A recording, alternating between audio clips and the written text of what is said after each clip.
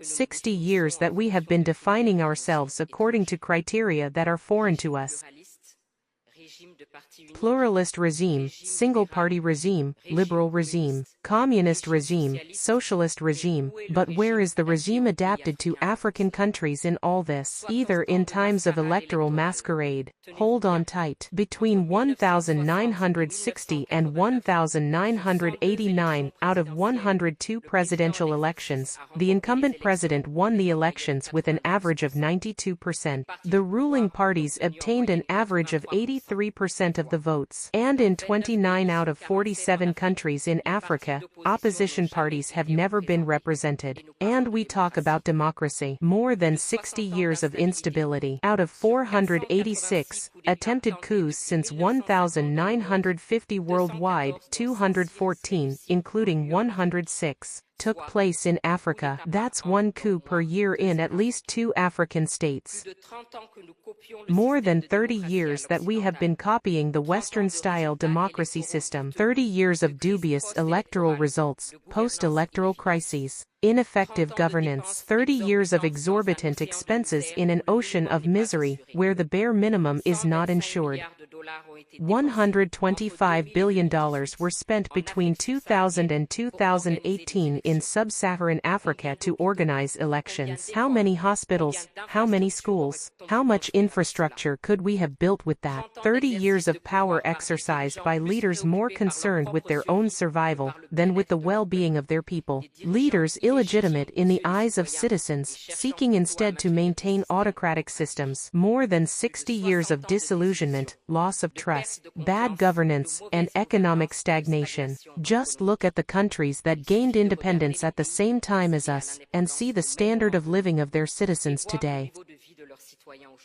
Singapore, South Korea, for example. Just look at the standard of living of certain countries that are not systematically reminded of the importance of democracy. The United Arab Emirates, for example. What is ultimately important for us, Africans? Copying others or carving our own path toward our deep aspirations? That is the question.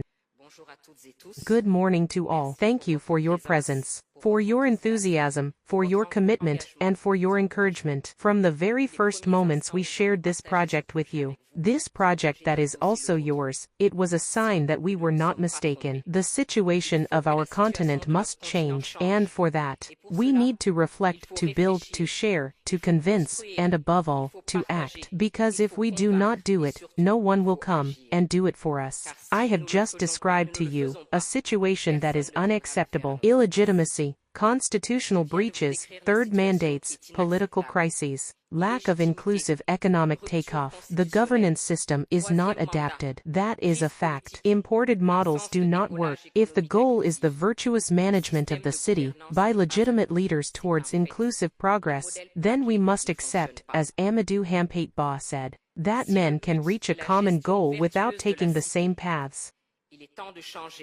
It is time to change, to question ourselves, and to develop our own response, the one that suits us, especially since we have a rich past, if only in the organization of our empires and kingdoms. And let us not forget to remind those who are quick to engage in selective denunciation on the issue of human rights that we, Africans, were the first to proclaim human and citizen rights in the Mandan Charter of 1236. In the Governance and Institutions Commission, we have worked on several themes that we have outlined as facts. We contribute to the debate with our avenues of reflection, to be completed, to be enriched, adapted, because we are aware that Africa is diverse. Because one thing is certain, change is needed, and we must start somewhere. Our avenues of reflection are made without taboos and in a constructive manner. We question what does not work, notably, the question of the legitimacy of our leaders. They are elected on paper through processes whose transparency can clearly be questioned in many cases. It is normal that, at the slightest crisis, they do not benefit from any support from the population and are swept away,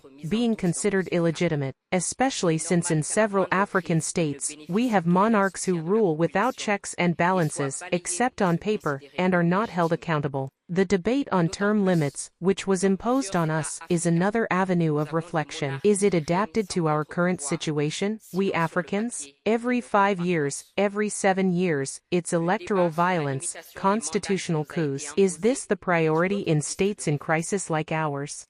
And those who imposed this obligation on us had no problem completely ignoring this constitutional provision when they themselves were in crisis. Remember President Roosevelt of the United States, elected for 4 terms, and I am not even mentioning General de Gaulle, president from 1958 to 1969. We all see the situation of our states. Why not move beyond this debate and ask ourselves the real questions, which are, how to designate leaders who will govern and work solely in the service of a shared vision. In other words, what is important for us Africans? Is it not what is done with the mandate rather than its duration? And when faced with a leader whose power deviates, we must responsibly think about mechanisms of removal, mechanisms that are known to all and regulated. Because currently, as you will have noticed, the most used method of removal is the coup d'état. Speaking of coups d'état, a Malian proverb says that after a fall, do not focus on the place where you fell, but on what caused your fall.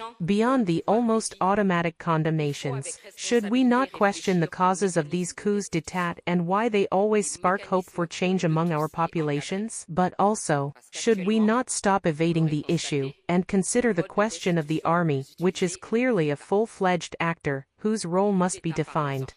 Alongside our leaders, the question of the actors managing the city, citizens, civil society, and political parties is also an avenue of reflection. The citizen only has a voice in the matter during elections. Our civil societies are moribund, or have become instruments in the hands of foreign powers. And political parties are multiplying and have often become a means to access ministerial positions or other benefits rather than contributing to advancing the debate. I spoke of legitimacy earlier. Precisely, those who enjoy it are our traditional authorities, whose place is known, accepted, and respected by all. Should we not give them back their place, put them at the center, equidistant from political games, and ensure their financial independence? These avenues of reflection on which we are working concern our internal institutions, of course, but this also applies to our regional and sub-regional institutions. In the Francophone zone, the results of these institutions are more than mixed when they are not under the influence of foreign agendas. Otherwise, how can we explain that the decisions of these so-called African institutions are announced from a European capital, or that the heads of state of these institutions are invited by a European head of state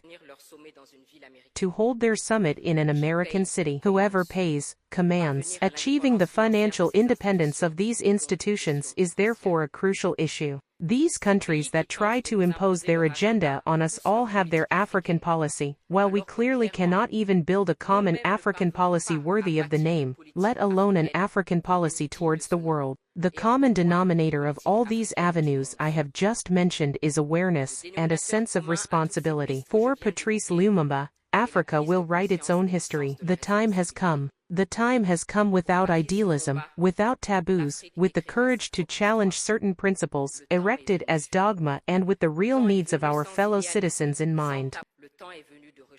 The time has come to seek our own answers, and that is what we are trying to do because no one will do it for us. Thank you.